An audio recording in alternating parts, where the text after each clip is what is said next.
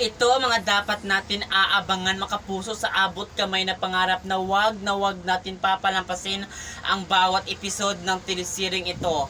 Alam ni Tanyag ang katotohanan tungkol sa kanyang pagkatao sa nakaraan niya. At dito na nga talaga mapagbayan talaga ni Moira lahat ng mga kasamaan na ginawa niya dito sa ating bida. Kaya naman ngayon ay dapat talagang matakot itong si Moira. Pero wag magkakampante.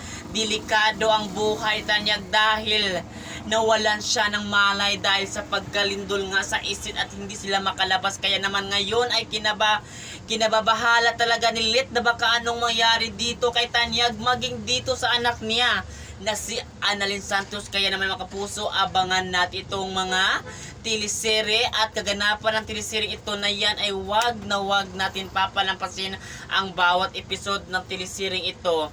Kung mabuhay ito si Tanyag ay dapat talaga kabahan si Moira sapagkat mabubulok siya sa bilangguan sa lahat ng mga ginawa niyang masama dito sa ating bida na hindi talaga kayang ipagmalaki kanino man. Kaya aabangan natin ito mga kapuso, ang telesiring inaadika natin tuwing hapon na yan lahat ay wag natin papalampasin mga kapuso. For more updates, lagi lang kayo makatutok dito hanggang matapos ang telesiring ito. At yun lang mga kapuso, maraming salamat sa panonood sa telesiring ito.